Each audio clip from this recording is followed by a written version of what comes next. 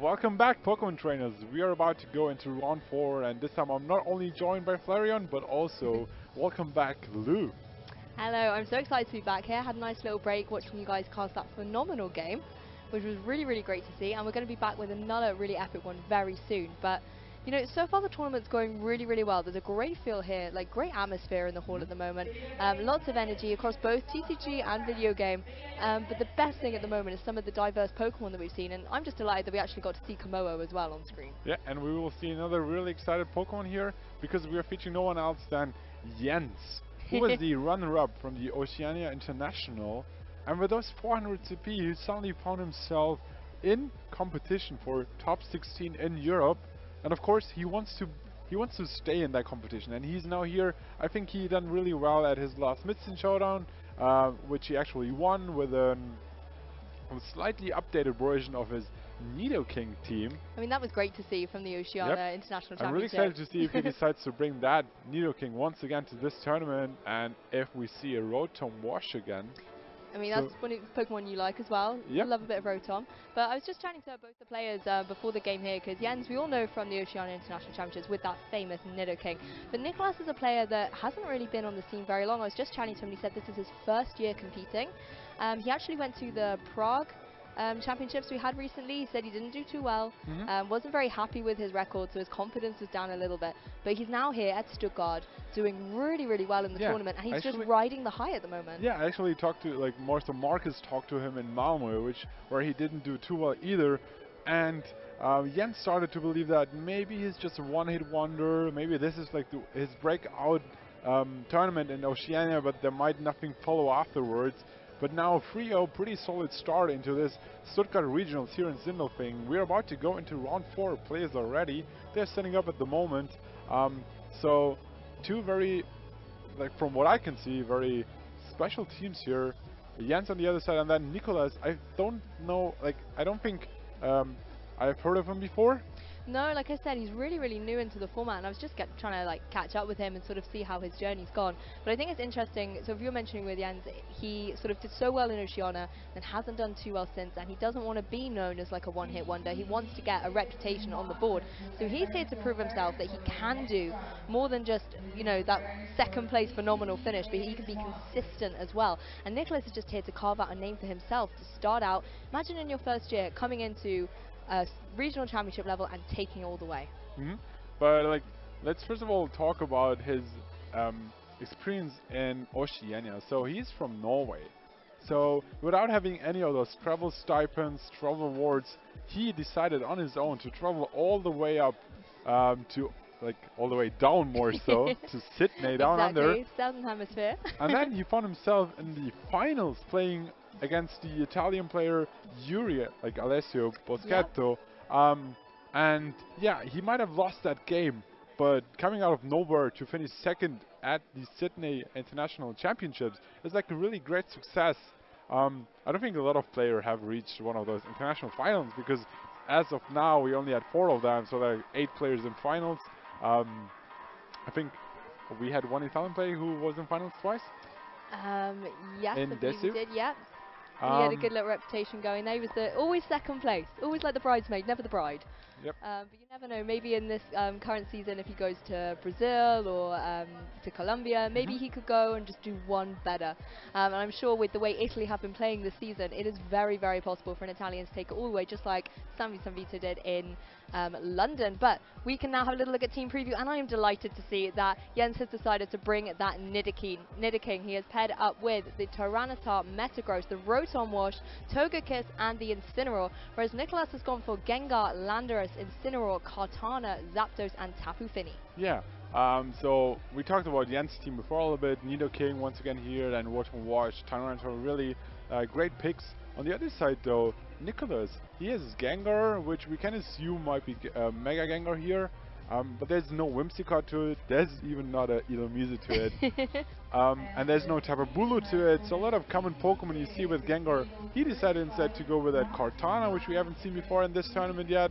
And then, I mean, Zapdos and Fini, Landorus, pretty common picks with that Incineroar. Yep. So his grass Pokemon is not Tapu Bulu, it is Kartana. And we have to see, because like one thing that was like stood out for Jens in his tournament run in Oceania was that Togekiss and Nidoking combination. So we have to see if that Landorus should also be a special variant. I Then mean, that Togekiss might help that that Nidoking to sweep through that game. exactly, and Landorus, the special variant of it, has been so popular lately. We were talking a lot earlier with Marcus about how the Intimidate Incineroar's on the rise, so maybe sort of turning a lot of your physical attackers into special attackers may be quite a good thing. But Jens here jumping straight into this round 4 game with his Nidoking and Incineroar, I believe it was, with Nicolas going for his own Incineroar, so they're facing off against each other, and the Kartana. And the one thing I love about Kartana in this current format compared to last one, it gets Tailwind. Yes, that is one new addition. But talking about those leads, Incineroar for Jens, such a great lead. Not only lowering the attack of Incineroar, but more importantly of that Cortana. And Nidoking in such a great spot because that Earth Power is pressuring down at Incineroar, and then Earth Power is also pressuring down at Cortana. So Nidoking, as I said in team preview, a really great pick here for Jens. And I'm excited to see, very interested to see how Nicolas will be able to play around that Nidoking. Exactly, the Nidoking is going to be such a threat here, but obviously if it is something that he's had from Oceania, if Nicolas has been watching the streams, he might be able to gauge a little bit of information pre-tournament. But first of all, we're going to see the Kartana switch out for the opposing Landorus, so Intimidate's galore going on in this round 4. Going to fire off another Intimidate against that Nidoking and the Incineroar, so they're not going to appreciate being a -2 attack so early on. Incineroar on Nicolas' side, going to go first, going to fake out into the opposing Nidoking, potentially breaking a focus sash if that happened to be the item on there, as the Incineroar on Jens' side first follows up with a fake out into the opposing Landorus. Yep. Now Landorus on the field, and that is one way to beat down that Nidoking. But of course, Jens having Togekiss and Rotom, and I'm pretty sure at least one of those should be in the bag. A switching of those would be great to first preserve damage on Nidoking, and then also having Will-O-Wisp as one option against Landorus if it's physical, and then if it's special, Togekiss can just redirect all those incoming Earth powers. So I'm really interested to see how this Landorus is trained and what Jens might adapt in this second turn here. I mean, one of my favourite games was always to play sort of what's the item on a Landorus at the beginning of a game. It's all about the information. Choice Scarf, Assault Vest, Life Orb, anything like that. But now we have to work out if it's special or physical. Kartana's going to jump right back into this game though, unintimidated now, so it will be able to threaten a lot more damage. And we're going to see Jens switch out his double intimidated Incineroar for the Togekiss, so potentially we could see some follow me going on here. But first of all, it's going to be a Z move, and it's going to be that Tectonic Rage coming off from the Landorus. Nothing else than a Tectonic Rage. We still have not confirmed if it's special or physical here, but either way. Oh, it went into the Togekiss. Yes.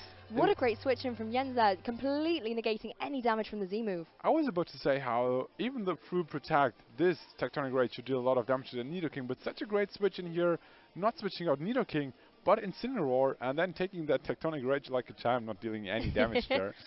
So now he's in a great spot, but still, that Landorus is not intimidated, and an Earthquake, neutral Earthquake, should be enough after that fake out chip damage. So either way, he has to switch out a Nidoking now, probably bringing in that Incineroar, which would also take a lot of damage from the Earthquake. So then Landorus is now in a great spot and pressuring down, but actually switching out. Yeah, I mean, it sort of had the advantage, but it wants to switch out and save it for another day. And Incineroar going to come in and throw another Intimidate against this Nidoking. So potentially if Nicolas is worried about some sort of follow me, an Earthquake things, I mean, that Nidoking was completely neutralized by 3 Intimidates. It's going to switch out now wisely by Jens so he can reset the attack stat and bring in his own Incineroar. So I think we're going to see a lot of Intimidate and Incineroar going out throughout this game. Just the players trying to switch up their ball positioning and weaken the opposing team.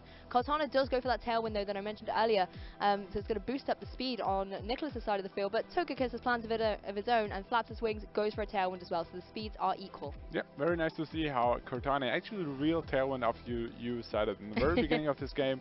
I'm not a huge fan of tailwind of both setting them up because now nothing really changed. They could have also went for an attack. Of course, you want to match the tailwind if you have the option. But Incineroar on both sides, I would have probably preferred that Landorus to attack. But if it's physical, Earthquake might not be the best option next to Kartana. So in the end, pretty decent play here to switch out, set up tailwind. Now both players tailwind. I think Nicolas' Incineroar was faster at the very beginning. I believe you had the fake out go first. Yep. So we did see that come off there. But interestingly enough, obviously, Jens now, he has switched in his own Incineroar. He has got the fake out advantage here. But once again, we're going to see Intimidate join the field coming in from the opposing Landorus. So Togekiss really not going to be too worried about this. Can go for any sort of move with if it's got Air Slash or Follow Me. But instead, it's going to just retreat right back to its trainer and bring in that Nidoking once again. So Jens has got his 2 Pokemon that he led with out on the field. Fake Out going to come out from Nicolas's Incineroar into the opposing Incineroar, meaning that it will not be able to move this turn. And I think that's exactly what move it was possibly going to go for, another Fake Out in return. Yep, once again, Landorus is back in, and Incineroar is on the field, so there's no Intimidate option that could switch in here. Landorus is in a great spot, of course. But once again, if it should be physical, then Earthquake next to Incineroar is not a good idea either. And we don't know yet if that Incineroar carries the move Protect. So I'm excited to see how this Landorus will finally be able to fire strong attacks and deal a lot of damage, because as of now, there was one Tectonic Rage going into Togekiss and then switching out, so not doing too much at all. Well, another switch coming out here. It's going to be the Kartana jumping right back onto the field, facing down against this opposing Incineroar. But it doesn't have to worry about taking a Flare Blitz. I think Togekiss is going to join us back, and that's exactly what happens. Potentially might see a Protect come out from this Nidoking, just so that he can make sure he's got that Togekiss on the field before he goes for any damaging moves, so he'll have to Follow Me as a support, and that's exactly what happened. But seeing as no damage went out, it failed. Yep. So just 2 Protects and switches, nothing too exciting going on here. Togekiss once again back on the field, so a lot of switching happened so far. Not a lot of attacks coming off. Free Fake Out so far, nothing exciting else. Tailwind, of course. So yeah, it finally comes down to when one of these trainers decides to attack finally, after bringing himself in a great position. So Landorus, let's assume it's physical. It has Protect and Earthquake. That's what I want to know. We've sort of waited a few turns here and we still don't know if it's physical or special. But it's really interesting to see from both of these players as well. Like, they've got such a diverse range of Pokemon, and to them it's all about the ball positioning. Who has the strategic switch or pivot that's going to get them into a position that they can really start firing off some damage. Another switch straight away, Intimidate Incineroar coming right back onto the field. Honestly thought it would have been potentially, that was the turn for Nidoking to attack, but it's actually going to be Kartana's go first. Goes for a Leaf Blade into what was that slot, but Incineroar's just going to eat that up as Landorus goes for a Swords Dance. So still no damage from this Pokemon, but Swords Dance I think is confirming now it's going to be a physical variant. Air Slash comes out though from the Togekiss, does a huge amount of damage to Kartana, almost picking up the KO, but it's just surviving, so it'll be able to attack next turn. Yep, Tailwind on both sides over now, but as I said before, it doesn't really affect the game too much. So the question here is, Landorus finally realizing that it's physical, having that Sword Stance. Now even more pressure on that side, because +1, I think it was Intimidated once, so +1 Earthquake should be able enough to take care of that Incineroar, definitely enough to take care of that Nidoking. And based on the switches from Jens, I don't expect Rotom to be in the back. It might actually be Tyranitar? It could well be. It's going to be a Rock Slide coming out from Landorus, not going to do any damage to Togekiss as it nimbly managed to avoid, and Incineroar will be able to hold on as well. Going to go for the Tailwind here, and thanks to its partner Incineroar getting the Fake Out onto the opposing Kartana, no Tailwind option from Nicolas here, so Jens will have the speed advantage going into the next turn, and will be able to pick up a KO on Kartana if he chooses to. Yep, very clever play here to bring Incineroar in a position where a combination of Fake Out and Tailwind will ensure that Jens is the only player with Tailwind being up.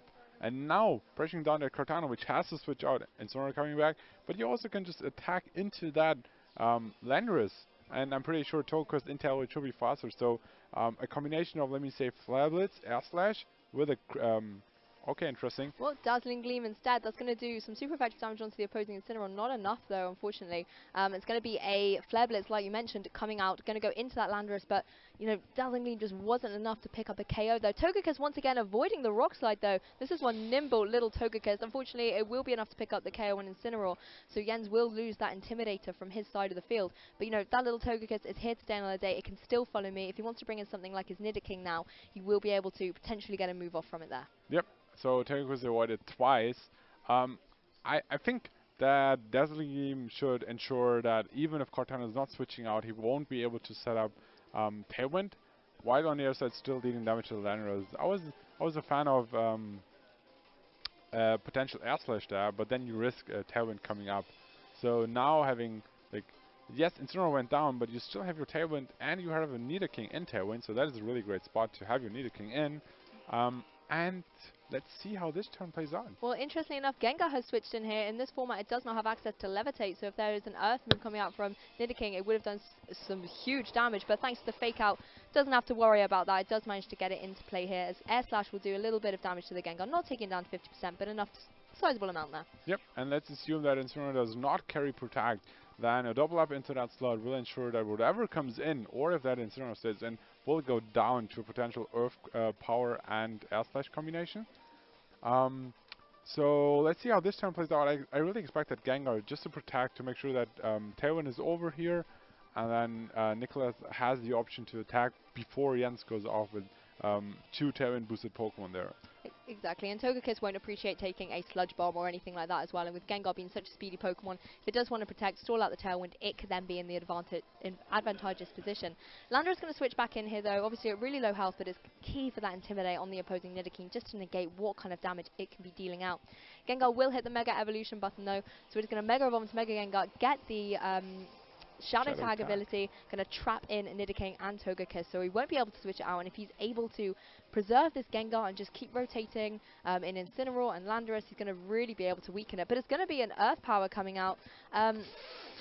Oh gosh, I wasn't expecting that at all. Gengar is going to protect itself from this Dazzling Gleam, which is going to be enough to pick up on the opposing Landorus though, however. Yeah, I'm not a huge fan of that Landorus switching, because Landorus was such a great Pokemon against Nidoking, and sacrificing it so early, not very early in the game, but like at this stage of the game where Nidoking is so dominant at the moment, I don't really agree with that play. Now Incineroar is coming back in, of course threatening a Fake Out, and then we have to see what Gengar is doing here. But a very interesting point is that both players are already below 1 minute on their Your timer, so they don't have a lot of time for their last couple of turns. We might actually see how one of them might run out of Your timer. We saw how that happened to Jens in, I believe, his top 8 game at Oceania. So let's hope it doesn't happen once again. Exactly, the 5-minute time is such a crucial thing in this current format. Double up into Togekiss though isn't enough to pick up the KO, but is enough to proc that Berry, Fake Out and Sludge Bomb combination.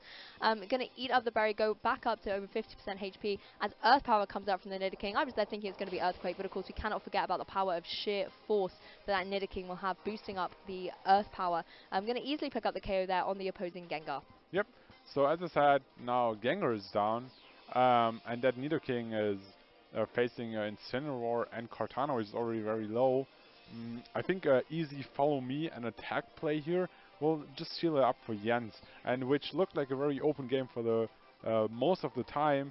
Thanks to that sacrificing Landorus there is now in very huge favor for Jens. Exactly, he's in such a good position here. If he's able to click that follow me button just like he is and get some kind of double spread move off or something like that, he'll be able to pick up the KO here. Leaf Blade coming out from the Kartana. Togekiss isn't going to worry about that too much, takes it down to 32 hit point with a critical hit though. So, you know, maybe I was jinxing it just a little bit there. Earth Power though from Nidoking going into Incineroar, going to easily pick up the KO there, and it's just going to be Kartana against both of these Pokemon. So, you know, easily follow me, Earth Power will pick up this game for Jens.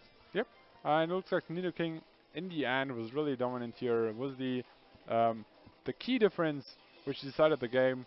Pick up 2 KOs already, and then I think it would just pick up the 3rd KO as well. I was expecting for Fate from Nicolas, because at this point it's just over. But yeah, let's play the last turn out. Leaf Blade KOing Togekiss, giving him the last beast boost here. Exactly. Before he goes down to an Earth Power or Ice Beam. I think Earth Power might be the best way to not reveal that Ice Beam yet. And actually we see Earth Power coming off. Seal the game for Jens, 1-0 now in this best of 3 in our 4th round in this Stuttgart Regionals. I just love seeing Nidoking come out so strong as well. You know, it's a Pokemon that is completely harmonious with Jens. He's so famous for using it in Oceania, and he's here back again. It picked up, was it 3 KOs? I think we saw it get, which is just absolutely incredible. So it's great to see him utilising this Pokemon, not only just proving that it's one that he brought to a major championship, but he's now bringing it again. It's his Pokemon. He's kind of claiming it as his own and doing so well with it. But as well, from Nicolas' point of view, he played excellently at the beginning of that game. The first sort of 5 or 6 turns were all just about switching and getting the best ball positioning that they can do. And Nicolas played that just as well as Jens did. He was there switching in all of his Intimidate, switching them out at the correct time as well. And it was just sort of a masterclass in how you don't necessarily have to go straight onto the offensive. It's all about thinking a couple of turns ahead to be able to utilize the strategy you best want to put your Pokemon in the best position to win the game. Yeah, very, very good points there. That board position was very important. I said how Landers was in such a great spot so many times, but then that Tectonic Rage into Togekiss. Then Oh, we that saw was such a shame. yeah, and then we saw Sword Stance. Unfortunately, two Rock Slides weren't able to connect to that Togekiss, which then in the end helped him to claim the win in this very first game. Well, Togekiss was a bit of a star, not just the Nidoking. It managed to switch in and take that Tectonic Rage. Well, when I say take it, it just floated above it, to be Yep. honest. And then it just dodged out of the way of two Rock Slides. So, to be honest, Togekiss was kind of taunting Nicolas there a little bit, sort of mocking his team and all of his rock and ground type moves.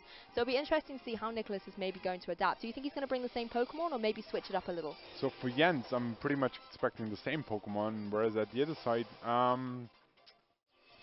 looking at what he brought, I mean, he needs an answer to that Nidoking, and Landorus is probably his best answer, but he wasn't able to play it out too well there.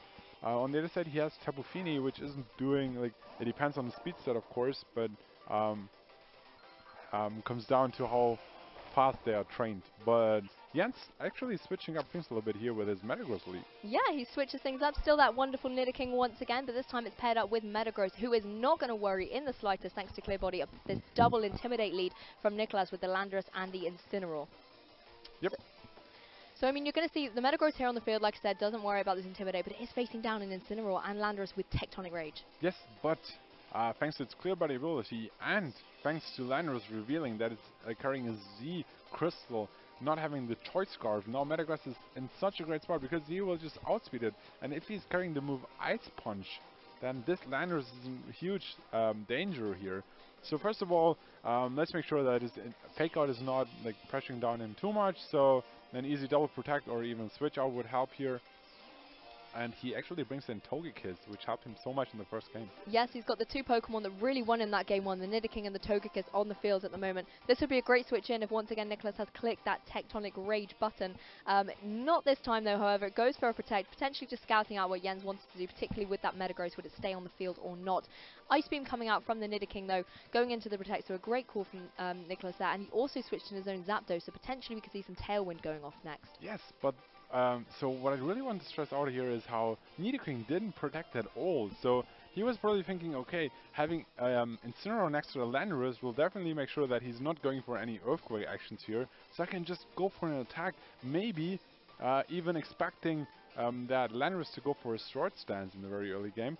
But Landorus just protecting and Nidoking survived this turn, now having Togekiss by its side.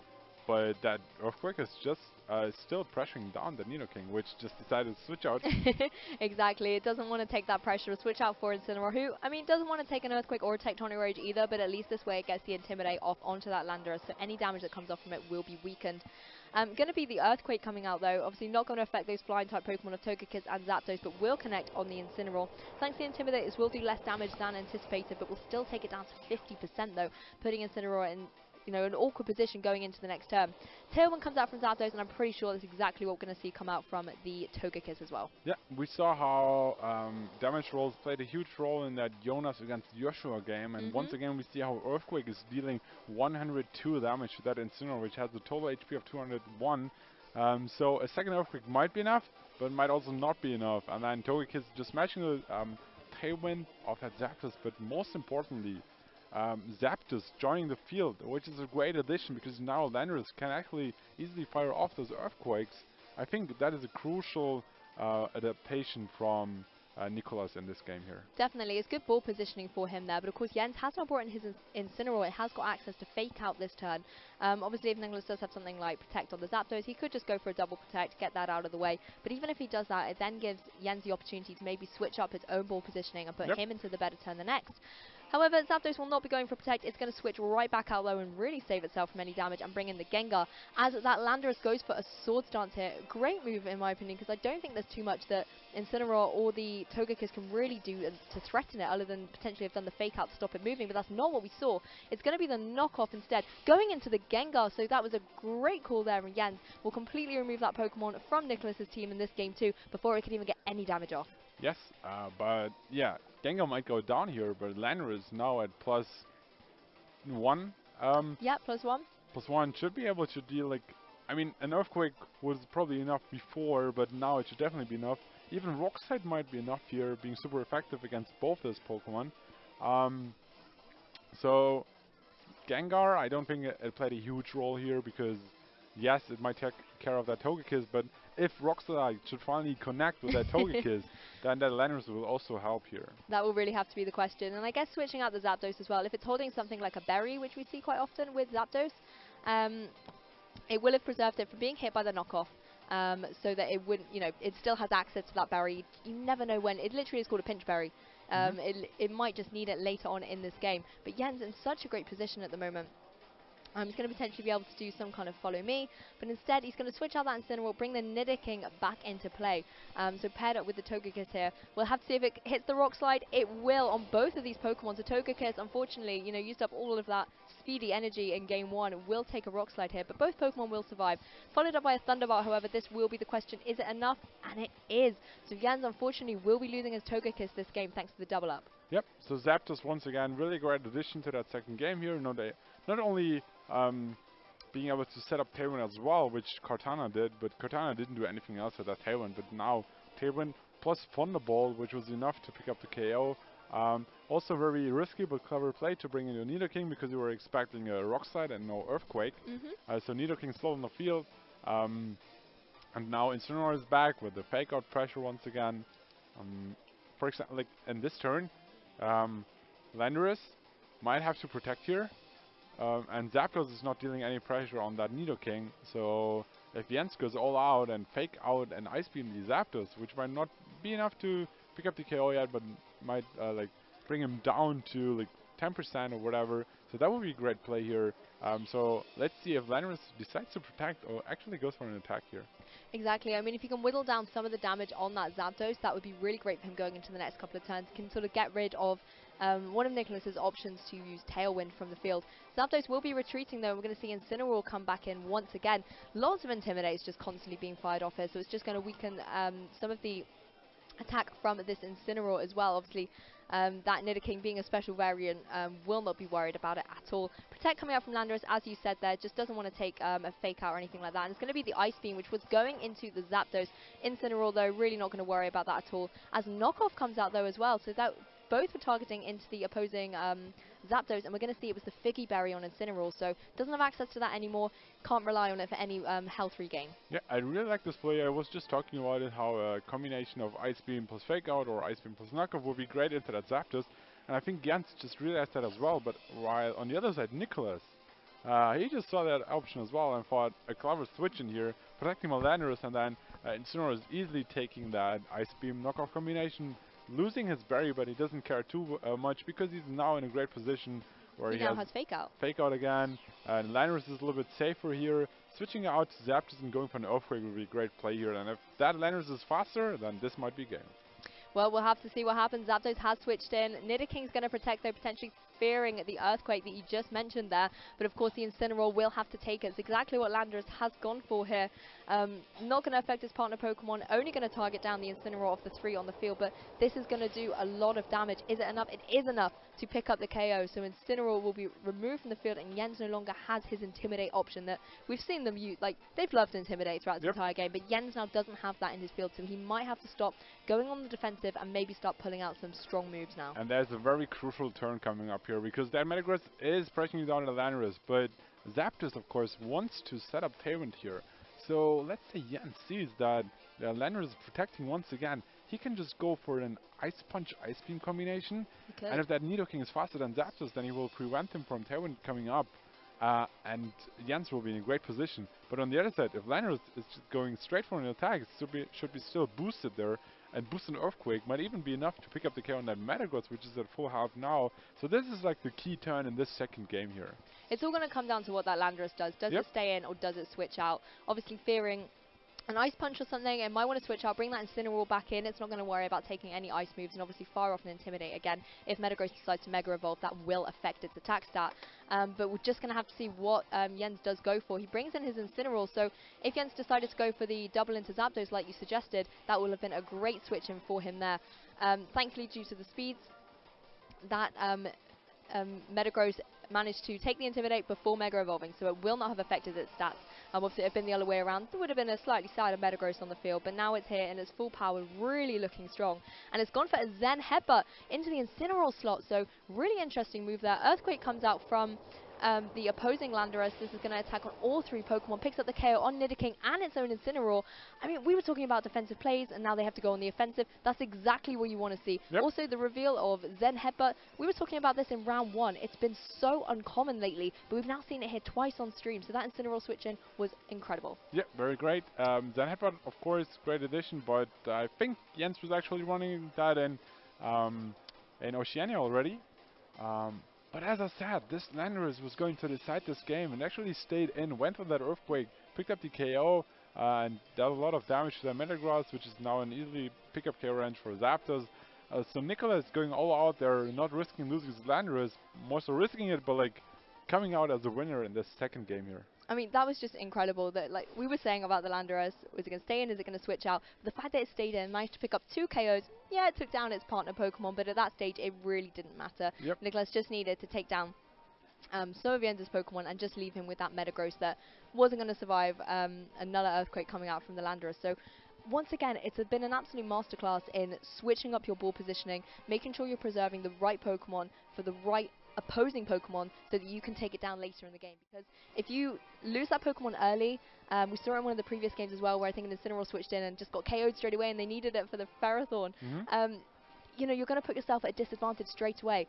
But here in this game, particularly Nicolas managed to preserve his Pokemon correctly, made sure that that Landorus was in a position at the end to be able to sweep out the game. Yep. So we see how it actually comes down to ground Pokemon dominating this game here. It was Nidoking in the first game and then Landorus in the second game.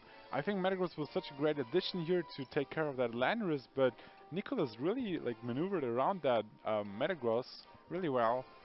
Bringing his Landorus in a spot where he can just like not just go for an attacks but risk attacks, and then it just paid off for Nicolas there. So great game in this second round. We have a game 3. Yeah, we have a game 3, best of 3. And like this match point is still here going on for both players. Exactly, it's really intense here at round 4 as well. You're really well versed into the tournament at the minute. Your head's really focused, but you're also kind of at that post halfway point. So we have 7 rounds here today. So it'll be interesting to see in game 3 if these players are going to really adapt or anything. Personally, I would really quite like to see maybe Rotom Wash come into the field here. I'm not sure which Pokemon you switch it out for, but it's a really good answer to both the Landorus and the Incineroar, yes. Which obviously gave Jens quite a lot of problems in that game, particularly with the Landorus being a physical variant. If it does pack something like Will-O-Wisp and it's able to hit it, that can really sort of negate a lot of the damage that Landorus could do, particularly from that game 2. We've seen how much it can really threaten Jens' team. Yep, very good conclusion there, especially seeing that Cortana leave the party in the second round. Rotom would be in a really great spot here for this game. We see Nidoking Metagross. I like Metagross addition here. I was not expecting any changes for game 2, but I think Metagross was a great pick, knowing that Landorus is not Scarf. And we see it joining the party once again. But now Gangler pressing down the Metagross with a Shadow Ball. I think Nidoking, though, is in a great spot here. Yeah, Nidoking's in a great spot. It's facing down 2 Pokemon that do not want to be taking an Earth power at all. But unfortunately for its partner Metagross, it's facing down both Ghost and Fire in this current situation. That's a combination it doesn't want to take. And obviously Gengar's such a speedy little Pokemon, particularly if it hits the Mega Evolution button and Jens is trapped in with his Metagross and Nidoking. You know, Nicolas is going to be in a position to easily be able to sweep that through. And I think Jens wants to preserve that Metagross. It's such a great offensive speedy Pokemon for him. We can quite likely see it switch out here. Yeah, I expect to switch out as well. On the other side though, we can expect that Landorus and Zapdos is in the back, so Nidoking, yes, pressing those 2 Pokemon, but not doing too much against Landorus and Zapdos in the back. So switching that out as well could work as well, but we were expecting a switch out of Metagross, but switching in Togekiss could work as well. Exactly, Togekiss on the field here, it can follow me away any Shadow Balls. It's not going to worry about that too much. What it does have to worry about though is if Gengar wants to click the Sludge Bomb option though, because that's a move that it really does not want to take. Mega Evolution going left, right and centre on the field here, both on the Gengar and the Metagross that they've taken on their Mega Evolution forms. A fake out though from that Incineroar, going to go into the Togekiss with a cheeky little critical hit there, and it is going to be the Shadow Ball straight into that Metagross. This can do a huge amount of damage and picks up the KO. So straight away, Jens may be thinking Nicolas was going to predict a protect or a switch out, but no, he's bold, stays in, tries to attack with the Metagross and pays for it. Yes, he actually pays for it. I'm not a huge fan of that. I mean, of course, this is game 3 here. deciding the outcome of this whole match and then risking so much in the very first turn.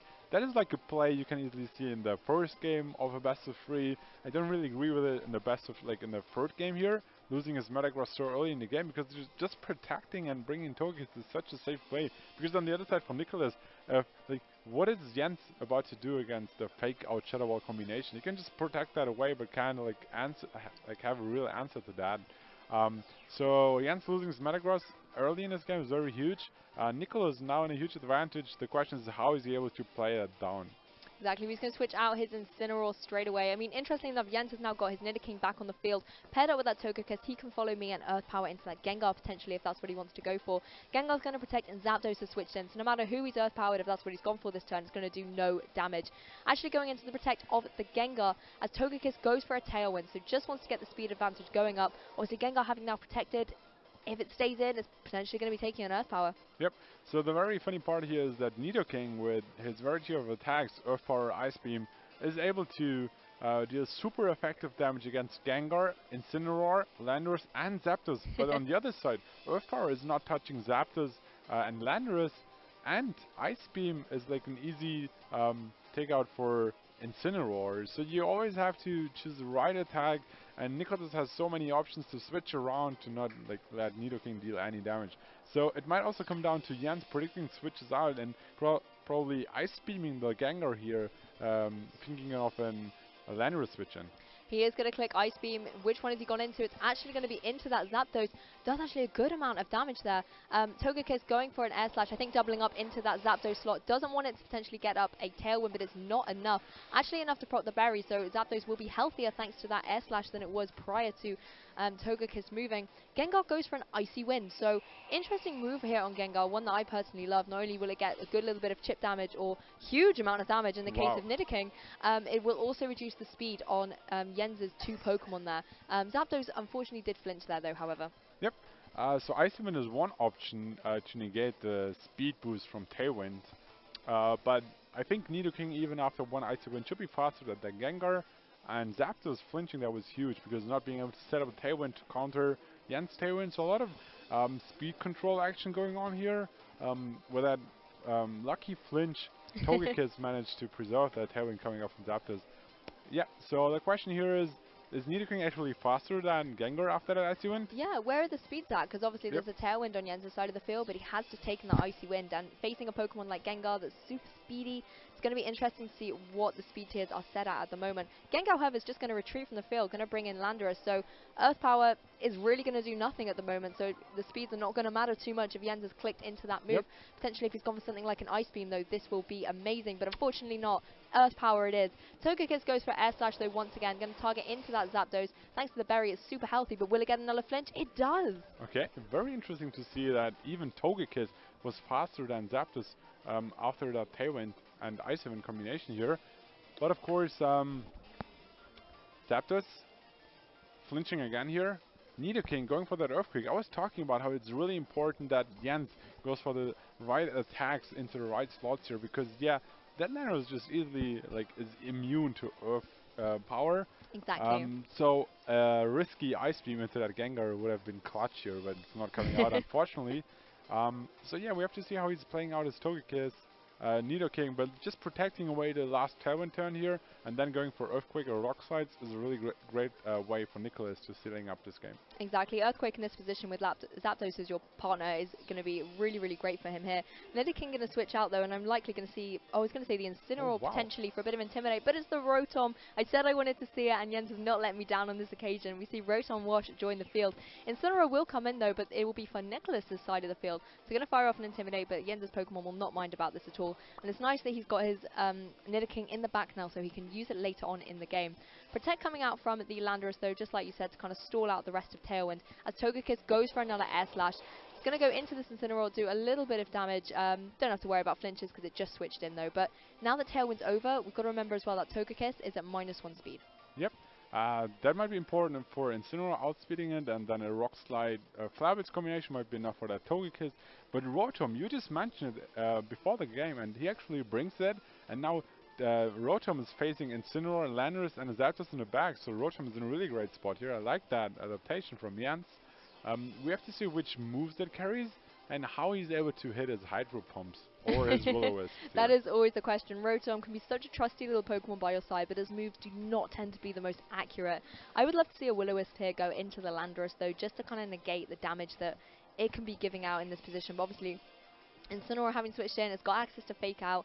If Rotom isn't packing something like Protect, it can be taking potentially a Rock Slide here. I mean, this is exactly what we're seeing, but Rotom this time, being the nimble Pokemon, does just manage to avoid. Will obviously take the Fake Out, can't get any damage off this turn, but will not have to take that crucial Rock Slide. And for Togekiss, it actually worked out pretty well. It manages to get its berry and regain up a lot of health.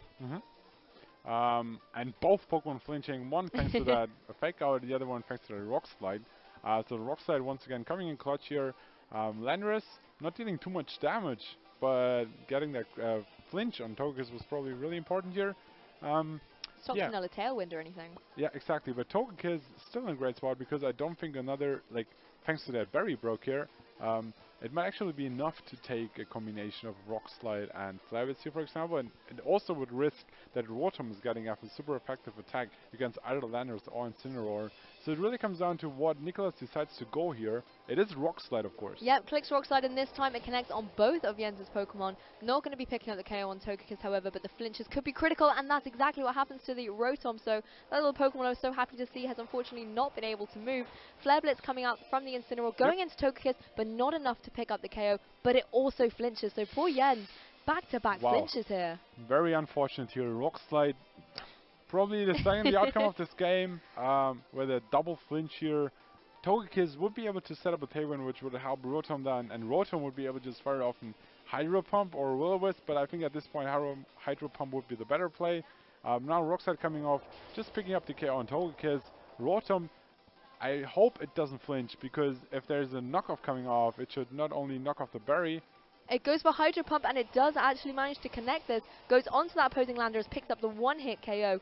So there's a adorable little washing machine here. You know, hasn't been able to move for 2 turns. It clicks a non-accurate move and manages to connect it. So it's doing really, really well here to try and pull it back for its trainer. Going to take a Flare Blitz, but thanks to the water typing on there, it's not going to be picking up the KO. But it will also be able to munch on this little bit of berry. So, you know, a little reward for hitting that Hydro Pump. Yeah, and we can see how Nicolas is not super happy about this play, because he could have went for that knockoff, knocking off that berry, probably even up, like picking up that KO on that Rotom. We see how Jonas went for knockoff instead of Flare Blitz. Now we see how knockoff would have been the better play. It's very interesting to see how it comes down to choosing the right move, actually. And now Gengar is facing that Nidoking. Not super happy about that, but Nidoking already taking a Icy Wind, which they've allowed 50%. Did a huge amount of damage. So we have to see if Gengar is just able to pick up the KO. Also, another option is that Rotom is carrying the move Electro Web, which would come in really handy here, because it would lower the speed of that Gengar. That would really help out his partner Nidoking. It's such a shame that the Togekiss flinched. If it was going for something like Tailwind, this would put Jens in such a great position. The Protect is going to save it from the Shadow Ball from the opposing Gengar. No Electro Web, but a Thunderbolt coming out from the Rotom Wash into the Gengar. And this turn, it will take that knockoff. But thanks to having eaten this berry, it's not going to be dealing as much damage. And I think this game will actually come down to a Nidoking either surviving an attack from Gengar or not. Maybe even going for a second Protect, not getting it. Yeah, well, he didn't get it, unfortunately, so he will be taking the Shadow Ball, but will it be enough? Going to connect right onto Nidoking. It is enough to pick up the KO there, and Nidoking will return back to Jens, having done so well for him so far in this game. Another Hydro Pump connect, though, from this Rotom. Going to be on the Gengar, but unfortunately it is not enough to pick up the KO, and it's going to take another knockoff from the opposing Incineroar, which will be enough to clean up this game for Nicolas. So the newcomer into the scene, taking on the Nidoking and Jens, and manages to clean this up in a best-of-3 set. Congratulations to both these players. Congratulations to both of them, of course, and I think it was really crucial that he was able to prevent that Tailwind from going up again. Of course, really lucky with those Rock Slide flinches, but Rock Slide does what Rock Slide does, and prevent your opponent from moving sometimes. To be fair, Jens did avoid 2 of them in game 1, so it's a little bit of up and down. Very true. And then just naturally being faster with that Gengar and pressing down that Nidoking, which already took an Icy Wind early in the game, just sealed the game for Nicolas. So congratulations for that. Of course, facing a very, like, I don't want to say established player, but like a player He's well known this season. Well known, of course, and then having this great success from Oceania. But now Nicolas, I don't want to say like an unknown player, but like not known to the big scene. Now being 4-0 in this final, in this tournament here. Probably 2 wins away from his top cut. top cut finish. So I'm excited to see how Nicolas is finishing his tournament after a great 4-0 start here. Yeah, he's done And we are incredible. probably getting him for a short interview soon. Yeah, I can't wait to talk to him and just sort of find out what's going on with his headspace at the minute. He's coming to this Yep. tournament. He was saying he was feeling so underconfident after Prague, and he's come in here now 4-0. He's just going to be, hopefully, riding this confidence all the way. So we will grab him for a really quick interview as soon as we can, and we'll be back very soon. So don't go anywhere.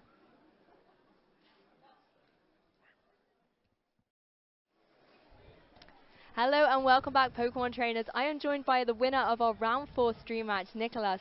How are you feeling after that incredible game? I was very stressed at the beginning, but I'm very happy at this moment. I mean, it obviously went to the 3 games there as well, and you were playing against someone who you might have seen on stream with in Oceania. Yes. How did you feel facing down that Nidoking?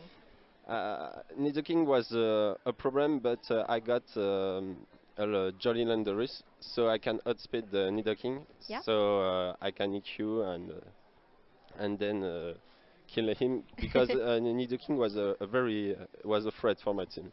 Yeah. With Ice Beam and Off Power, it was very complicated to deal with. Earth Power was such a problem, but we loved seeing you constantly switching in Zapdos and Landorus so that you could just take all of those Earth Powers easy because they were up in the air. Yes. One thing we talked about a lot in Game 1 was at the beginning for about the first 6 turns, there was no damage. There was lots of Intimidate and switches. What was going through your mind? Were you just trying to focus on ball positioning, or what was your goal? I knew that Sword Dance Landorus was a key, and I wait the right moment to just put the Sword Dance, but I missed 2 rock slide. But That I Togekiss flinched. was trouble. Yes. But as well with the Landorus, unfortunately that Togekiss took your Z move as well, but you did manage to pull it back into the end. Yes. In that game 3 in particular, just sort of talking through a couple of moves, one turn that we were really excited about was turn 1. So he had his Metagross against your Incineroar and Gengar, and we were saying he's going to switch out that Metagross, and then you just managed to Shadow Ball it straight away. What were your thoughts? Did you think he would switch or protect, or...? I think he will make the protect, Okay, but just in case. just in case. But I knew that if he go for that, then next turn I can Shadow Ball. But Because if you trapped him. yes, Oh, fantastic. Well, it was a very, very hyped turn, and I think taking down his Metagross straight away put you in such a good position. yes. We were talking a little bit before your set, and you said this is your first year competing. Uh, yes. First, not really, but it Coming was out my to first them? stream, and Okay. but I went in Prague, Yeah? and I made a bad result. I was not in confidence. Okay. I made 0-3. I choose my team just before the tournament. Oh. So it was very complicated. But I decided to come here because I got a team that I like, and yes, Did you change it quite a lot from your Prague team? Is it very different? yes. Oh, fantastic. I learned a lot with Prague, even if it was a bad result. I think I start with a new evolution with Mega Gengar, Yeah? and then I try to build around, but without Como. I was about to say, we've seen it a lot with Komodo, but it's nice to Yes. see it maybe with slightly different Pokemon. I, But I fight Jamie Boyd. oh, and he's running Komodo Yes. and Gengar. Yes. So I can imagine that was intense. How did that game go? Obviously you won. I won. Was it close? Yes, very close. Oh, and I'm sure we'll be able to catch up with him later as well at some point. But just congratulations on this game. Is there anyone you want to shout out at home that you've team build with or train with, practice with? I would like to thank Animus VGC Mhm. who helped me with the team and all the French players who we all the French players Practice together and yes, thank oh, fantastic. Well, congratulations in this game. We'll let you go and sort everything out and get focused for round 5. But you know, keep this confidence up and just keep winning. You never know what might happen. Thank you. Congratulations once again, and we will be back very, very soon for round 6. So don't go anywhere.